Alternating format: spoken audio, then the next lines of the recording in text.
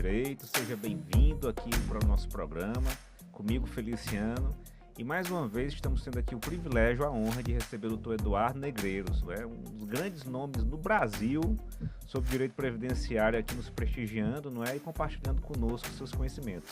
Dr. Eduardo, seja bem-vindo mais uma vez, que alegria tê-lo aqui. Muito obrigado, doutor Feliciano. É uma alegria para mim, estar aqui mais uma vez compartilhando um pouquinho desses temas, relativos à Seguridade Social. Doutor Eduardo, a gente vê muitas vezes as pessoas que eu acho que não sabem direito previdenciário, mas a gente vê assim em redes sociais, a gente vê em programa de televisão, as pessoas falarem do auxílio reclusão, esse benefício que é pago para bandido, é isso mesmo? Que é um benefício que é pago para bandido, doutor Eduardo? Isso existe? Não existe isso não, até eu sempre falo, quando eu dou aula, comento sobre isso aí, porque infelizmente, hoje a gente vive numa situação difícil, essa história das fake news, e acabam repercutindo informações falsas e prejudicam muito a população. E aí colocam, é o Bolsa Bandido, o bandido vai receber, e colocam ainda um valor altíssimo, como se fosse o teto da Previdência. Mas, na verdade, é um benefício devido aos dependentes de um segurado da Previdência, que vinha pagando. E aí, no caso, ainda tem que cumprir vários requisitos. Por exemplo, tem que ser em regime fechado, tem que cumprir uma carência de 24 meses, tem que ser um segurado de baixa renda. Enfim, é um benefício até que, infelizmente, ele hoje tem um acesso assim, muito mais complicado, E eu acho que até um pouco mais por isso, pela essa falta de informação. E até essa, assim, claro que as pessoas que cometeram os crimes têm que pagar, mas a parte da previdência, da proteção, o foco é o quê? Proteger os dependentes daquela pessoa que, infelizmente, acabou cometendo algum crime. Entendi. Então quer dizer que não é todo indivíduo que é preso que vai gerar esse benefício? Não. No caso, seria, como eu disse, um segurado da Previdência que já teria pago 24 contribuições, Então ele teria que cumprir essa carência, E aí ele, na hora da prisão lá, ele tem que ficar em regime fechado. E aí tem também, como eu disse, essa questão de ser um segurado de baixa renda. Entendi. E aí, no caso, os dependentes que vão receber, vão procurar o INSS para requerer. E se eles provarem, cumprir todos esses requisitos, eles vão conseguir o benefício. Ou seja, é um benefício, pessoal, que é pago a crianças que estão sem um pai que era provedor. Ele não era bandido? Não, ele era provedor, porque ele pagava o INSS, Isso. Então, assim, é um benefício que só vai ser realmente gerado se o indivíduo tinha algum vínculo com o INSS, quer seja como empregado, seletista ou como contribuinte individual, tenha preenchido uma carência de 2 anos, 24 contribuições, e ainda seja de baixa renda, e é um benefício que não vai ser pago para bandido, vai ser pago para a família que, em tese, não cometeu crime nenhum, para a companheira, para a esposa, para os filhos, para as crianças, Então é interessante a gente fazer essa abordagem, para fazer esse esclarecimento. Isso. Queria gente ver tanta coisa absurda o povo divulgando por aí e tal, Eduardo, outro benefício muito comum que o INSS paga, existem muitos processos na justiça que questionam esse benefício quando ele é indeferido, que é o benefício por incapacidade. Muitas vezes a pessoa diz assim, eu tenho uma doença crônica, eu tenho uma fibromialgia, Tanta gente comenta sobre isso. Enfim, se a pessoa realmente tiver um laudo, um diagnóstico de uma doença, isso já gera o direito ao benefício para ela? Como é isso? Não, na verdade, até com a reforma da Previdência, houve a mudança da nomenclatura, Era auxílio-doença e aí passou para ser auxílio-incapacidade, Auxílio por incapacidade temporária. E isso é importante você abordar porque não é o simples fato da pessoa ter uma doença que gera o benefício, mas sim ela está incapacitada ao trabalho, da sua função habitual, Sim. E aí, no caso, esse benefício por incapacidade, nós temos o auxílio incapacidade, o antigo auxílio doença, e nós temos a aposentadoria por incapacidade permanente, que é a antiga aposentadoria por invalidez. Sim. E aí, no caso, a aposentadoria por invalidez, esse segundo benefício que eu comentei, a pessoa só tem direito se tiver, comprovada aquela incapacidade total e permanente, Há a possibilidade de se flexibilizar isso em alguns aspectos, mas no geral é assim. Assim, os benefícios é como se fossem os mesmos, Só muda se a incapacidade é provisória ou se ela é duradoura, não é isso? Isso, o auxílio por incapacidade temporária, como o próprio nome diz, Ele é temporário, a pessoa tem que comprovar essa incapacidade por mais de 15 dias, né? Até o 15º dia o empregador paga, né? O Aham. 16º dia em diante seria o INSS. Então tem que comprovar essa incapacidade. Por exemplo, a pessoa fica incapaz por 90 dias. Aham. Aí essa pessoa recebe o benefício da Previdência e depois retorna ao trabalho, né? Então, Sim. nessa época, o contrato de trabalho fica suspenso, né? O empregador, ele se resguarda nesse sentido e a pessoa recebe o seu benefício Uhum. tranquilamente. O problema que existe hoje é a demora, né? Sim. Porque o INSS, infelizmente, não consegue dar conta, então a fila é muito grande. Até existe Sim. o limbo previdenciário. Muitas vezes a pessoa espera tanto que aí acaba quando ela vai passar pela perícia. Agora, atualmente, existe até o ateste médico, que está Hum. facilitando muito, está dando Hum. mais viabilidade a esses benefícios, né? E aí, no caso, essa pessoa acaba esperando muito, algumas vezes, para fazer uma perícia e fica prejudicado nesse período porque o Fica empregador sem renda, né? não é obrigado a pagar, né, naquele período. Uhum. E aí, no caso, a pessoa também vai procurar o INSS marcou a perícia lá para frente, né? Aham. De qualquer forma, o importante é que ela, quando terminar o período determinado lá no atestado, ela volte ao trabalho e Certo. também compareça à perícia quando for determinado, né? Quando o INSS Convocar. convocar, porque aí, se o INSS reconhecer, ela receberá aquele valor lá Ah, correspondente. interessante isso. Então, assim, assim, se eventualmente demorar. Então, primeiro ponto, né? Pra gente rememorar. Assim, não basta a pessoa ter uma doença e pedir o benefício do INSS. É necessário que realmente essa doença incapacite para o trabalho. Exato, E aí o INSS demora para avaliar se concede ou não o benefício, porque é necessário submeter essa pessoa a uma perícia por um médico do INSS. Confere? exatamente. Todo caso é necessária a perícia ou se for algum outro tipo de doença, eles podem já dar o benefício sem a perícia?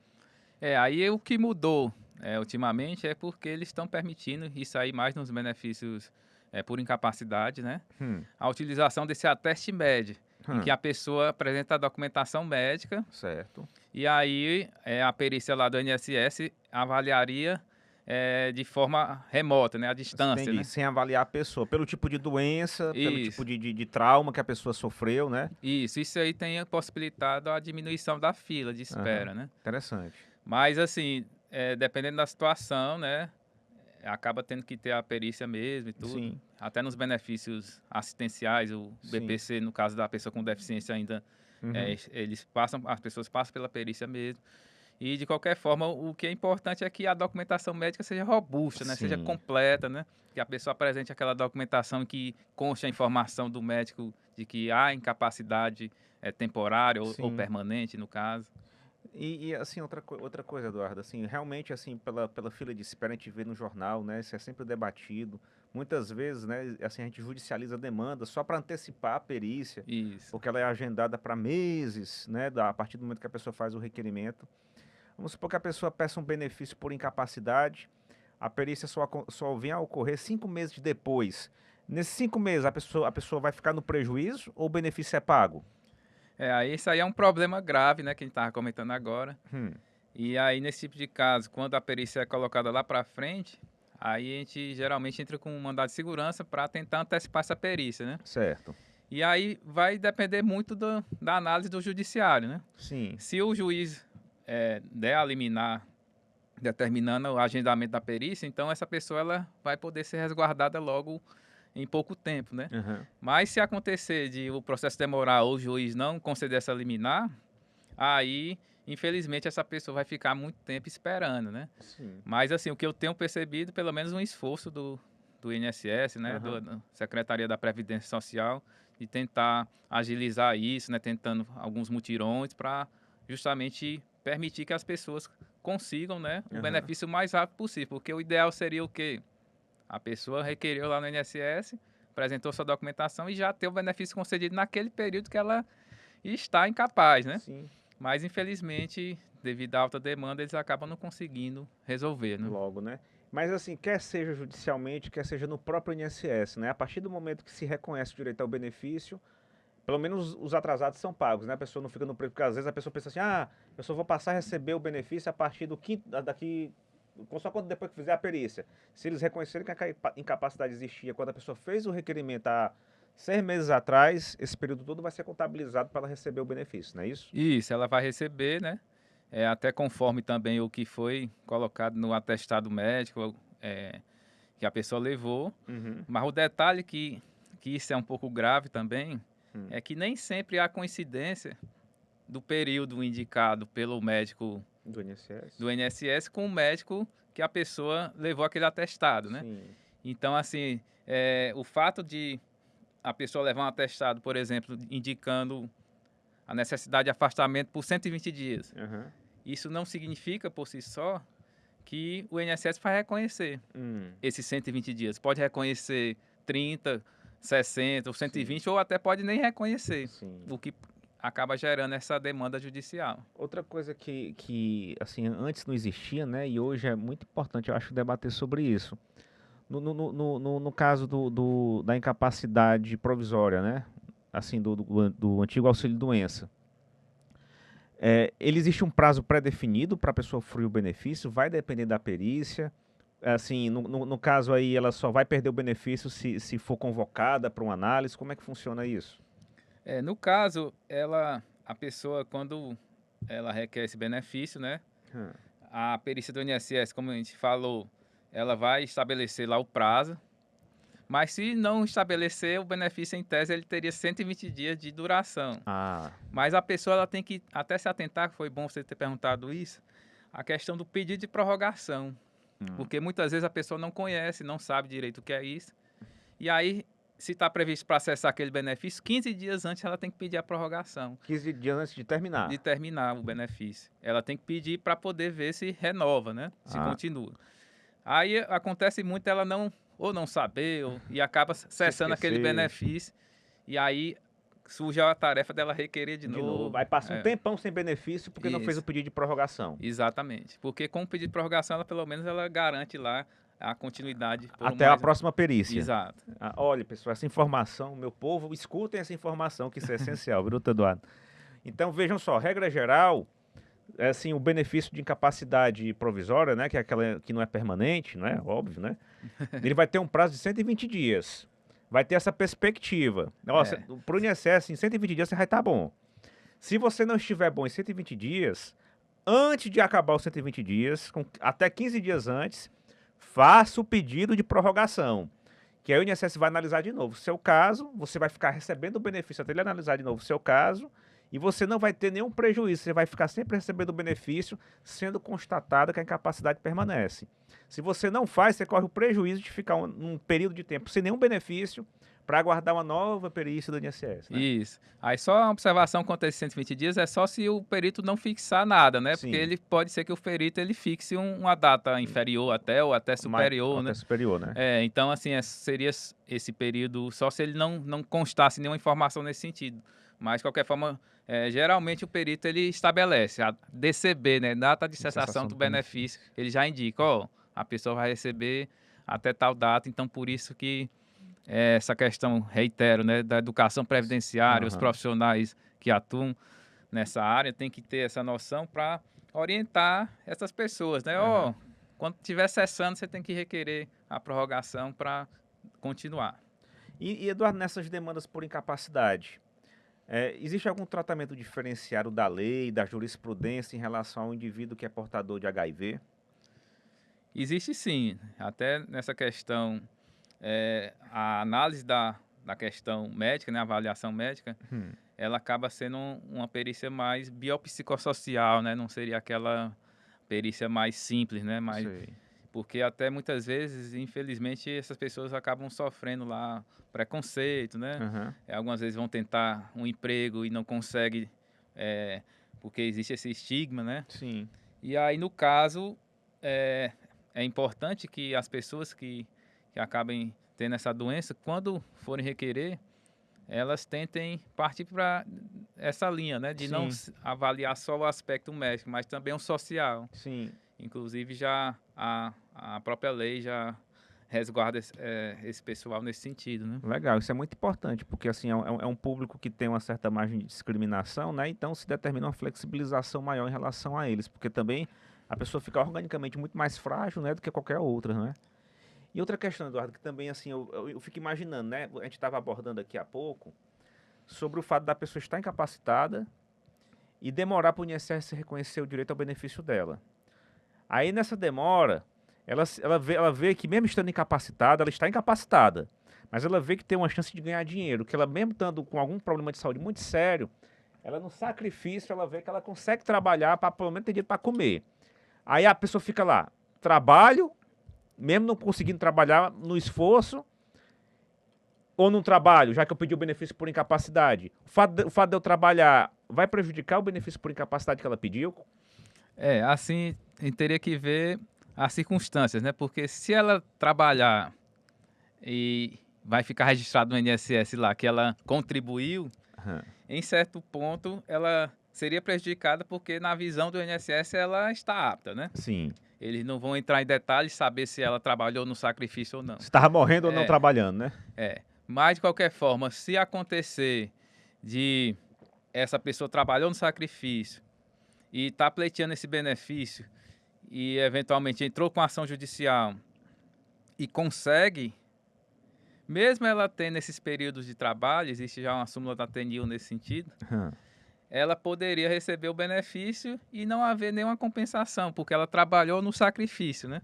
Então, assim, resumindo, aquela pessoa que trabalha e venha a ficar incapaz e eventualmente, diante da necessidade da demora do INSS, Aham. resolve trabalhar e registrando lá no INSS essa informação, vai o INSS achar que ela está apta e vai entender que ela não teria. Mas se ela provar judicialmente que está incapaz e ficar determinado lá que a incapacidade existe desde a época do requerimento, Sei. ela vai conseguir receber o seu benefício, mesmo tendo nesse intervalo períodos de contribuição. Entendi. Legal isso, viu?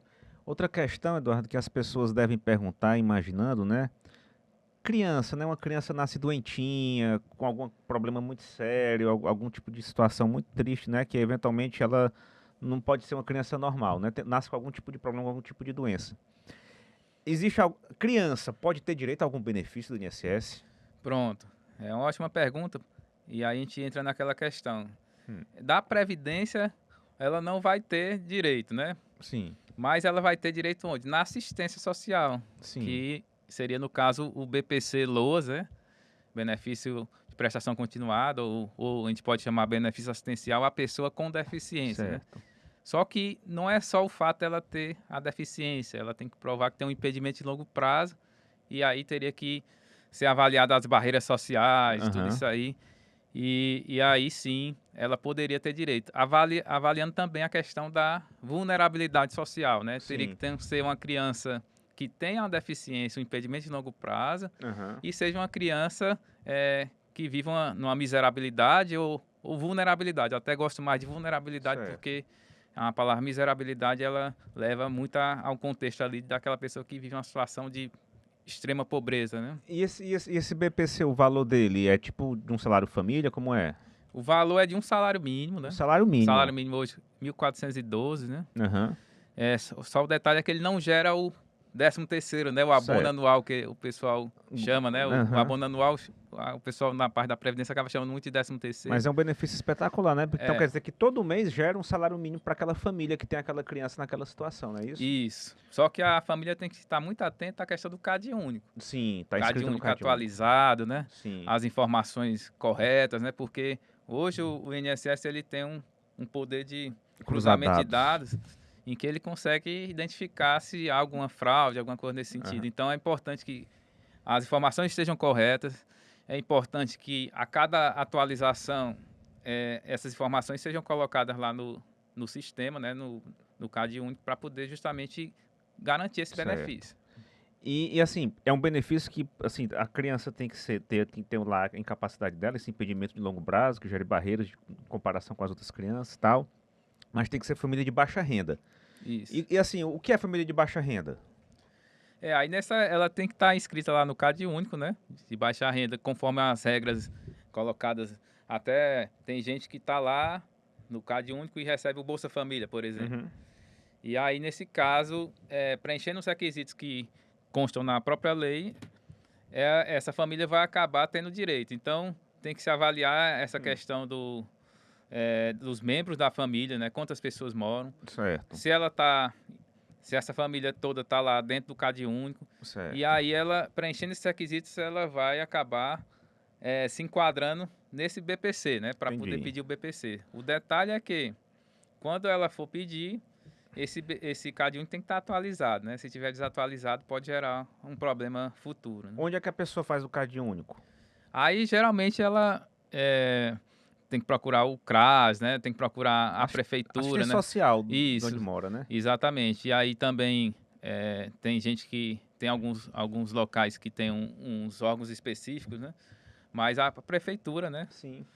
E aí daria para fazer todo esse cadastro. O detalhe até, Hum. você comentando aí, tem muita gente pergunta também do Bolsa Família, né? Sim. Ele prejudica? Aí isso aí houve uma mudança na lei agora em 2023, e aí trata de uma situação bem delicada, né? Que a pessoa que ela pede o benefício de prestação continuada, né? O BPC Loas, né? Colocando assim. E tem alguém que receba lá o Bolsa Família, essa renda do Bolsa Família não entra no cálculo para se pedir o BPC. Ah, que bom. Mas o inverso prejudica. Ah, é? Hoje uma pessoa que recebe BPC e aí alguém vai pedir o Bolsa Família dentro lá Sim. da sua família, né? Aí já nessa situação prejudica. Ah, Foi uma mudança de 2023, né? E aí nesse caso, então, em certo ponto, aquela família, ela já tendo algum benefício vai perder. assistencial, aí ela acaba levando a isso, né? Sim. Porque o Bolsa Família hoje, pelo menos, né, a família receberia ali pelo menos R$ 600, né? Sim. E aí tem outros fatores, né? Se tem filhos, aí há um acréscimo de mais R$ 150, enfim, o valor é variável, né?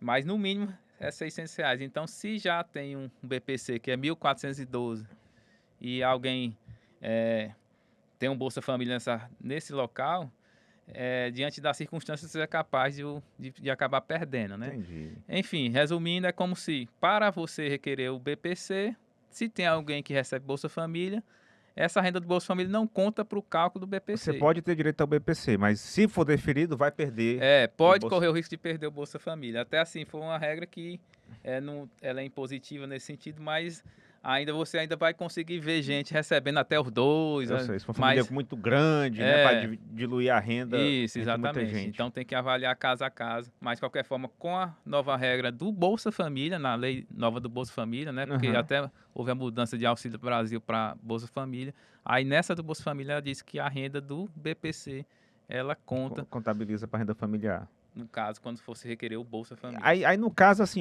se for possível o BPC é mais vantajoso, né? Porque é um salário Isso, mínimo, né? exatamente. O Mais outro não, vantajoso. o outro não chega a ser um salário mínimo. Isso. Aí uma questão, Eduardo, que muita gente pergunta, cara, que é saber se uma criança autista, o fato dela ser autista, se isso vai gerar direito ao BPC. Gera ou não gera? Aí gera, dependendo do grau do autismo, né? Dependendo das barreiras sociais, né? Porque, Sim. como eu disse, o autismo até, a gente recebe essa demanda muito, muito grande lá na DPU de crianças autistas, mas aí a gente avalia o quê? A questão do grau, né? Sim. E as barreiras sociais, né? Porque se a pessoa ela é autista, a criança autista, e ela mora na periferia, por exemplo, Aham. tem dificuldade na escola, né? E aí tem vários outros fatores que prejudicam que essa criança ela tenha a participação plena e efetiva em sociedade. Hum. Nesse caso, fica mais fácil de conseguir. Certo. Agora, se é uma criança autista, né, um autismo leve, Certo. aí nesse caso, se avaliando a questão do impedimento de longo prazo, aí é uma situação que é um pouco mais complicada, mas Aham. que também não impede, né? De qualquer Sim. forma, a gente tem que colocar outros fatores para se Pra- tentar o benefício. Então, não é o simples fato de ser uma criança autista ou com outra deficiência que já gera o benefício por Sim. si só. Ela tem que somar a essa questão do impedimento de longo prazo, Sim. com interação com um ou mais barreiras, pode prejudicar a participação plena e efetiva na sociedade, né? Assim, e nesses casos, Eduardo, sabe dizer se o INSS chega a deferir administrativamente ou é sempre necessário judicializar no caso do autismo? Não, é possível administrativamente, né? Já Sim. tem vários casos que o INSS concede, Ah, legal. principalmente nesses casos mais graves, né? De Sim. crianças com autismo mais, numa situação mais severa. O INSS ele avalia lá na documentação, ele faz a avaliação médica e a avaliação social. E aí eles fazem essa integração das informações, né? Sim. Avaliam se essa deficiência ela se enquadra nos critérios da lei e acabam concedendo. Então, há a possibilidade sim do INSS conceder administrativamente, mas quando isso não acontece, aí resta procurar ou a Defensoria Pública, né, ou então os advogados particulares. Né? Eduardo, outra questão, né, que é, assim, é muito comum lá na nossa atuação, que a gente vê muitos casos, muitos questionamentos. A pessoa recebe um benefício do INSS, a pessoa conseguiu o direito ao benefício, né, está lá contemplado ou com um benefício de prestação continuada pela assistência social, ou com auxílio por incapacidade, ou aposentadoria, e eventualmente ocorrem descontos no benefício dessa pessoa. É possível descontar do benefício da pessoa, assim, valores? Até essa questão de descontos tem que avaliar muito se houve uma concessão irregular em algum momento, ou se houve, em certo ponto, a pessoa teve aquele benefício concedido e aí o INSS detecta posteriormente que houve um equívoco em algum detalhe. Sei. Então, a gente teria que ver caso a caso, né? Mas, de qualquer forma, os descontos, essa parte de empréstimos consignados, né? Tudo isso aí, se for pode ter desconto. Certo. Desconto de associação, que até é uma situação grave que até gerou uma notícia recente, né? Várias associações aí estavam descontando, o INSS estava autorizando, não sei como é que era o procedimento, e aí só que as pessoas nem sabiam que estavam contribuindo para essas associações. Nunca autorizaram participar Nunca autorizaram. dessas associações e estava lá Isso. tendo o benefício descontado. Isso, aí nesse tipo de caso elas estavam tendo que recorrer, né, à própria defensoria ou alguma informação, algum advogado, mas lá pelo meu INSS mesmo, Dá para ver. já dava para ver e dava para pedir a exclusão.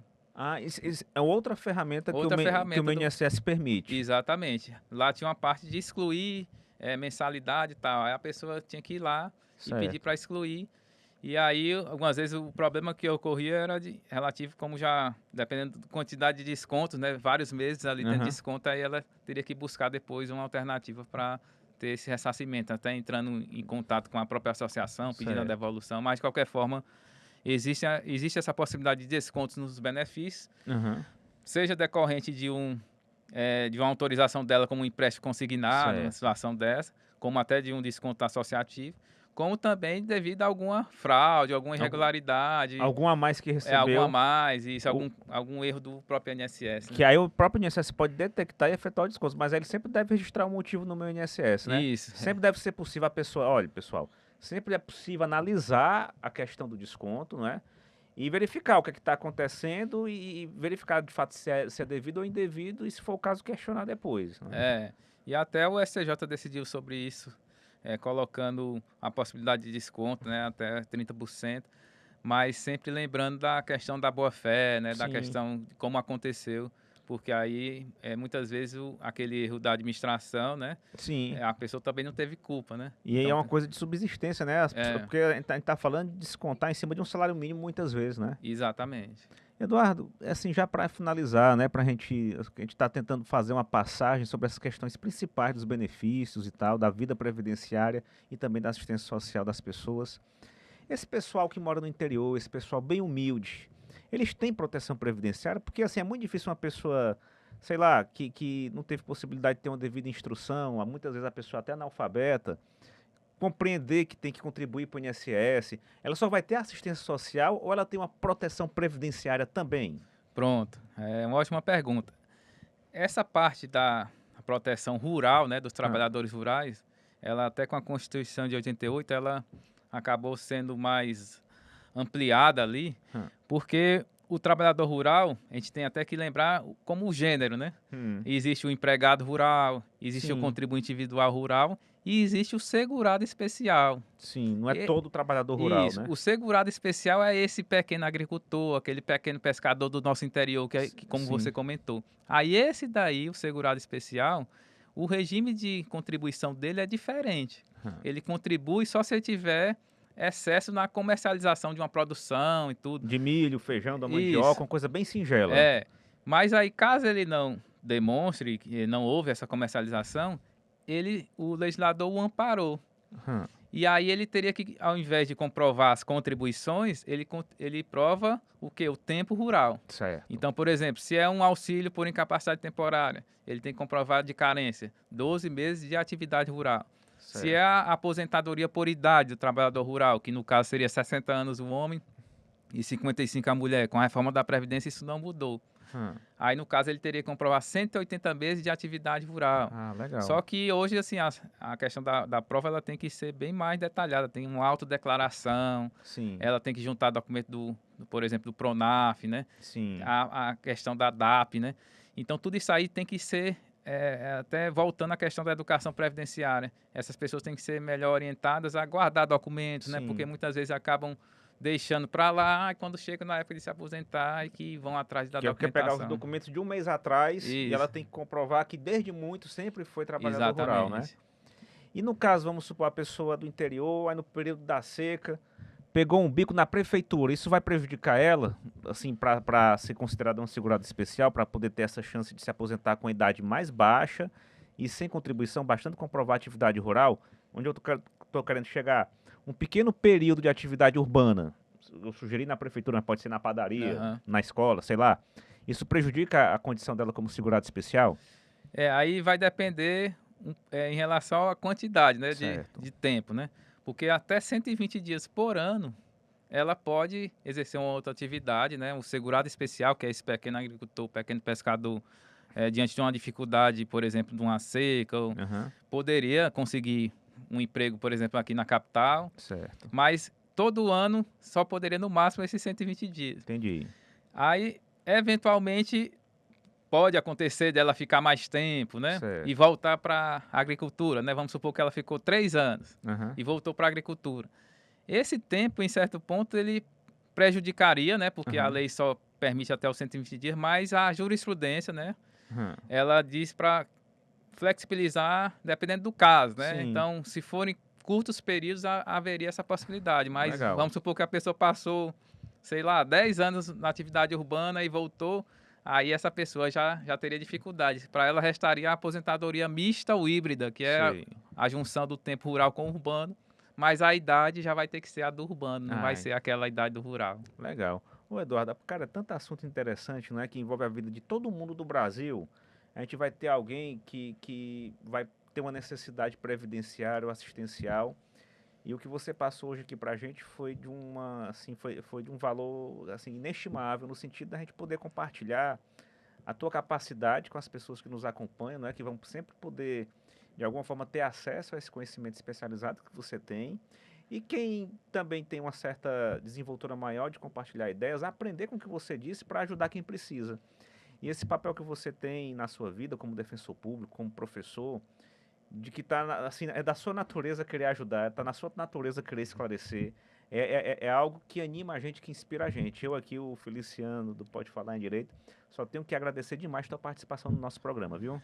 Eu que agradeço, Feliciano, assim como eu disse, uma honra estar aqui, né, comentando um pouquinho sobre isso, até porque tem muita informação mesmo.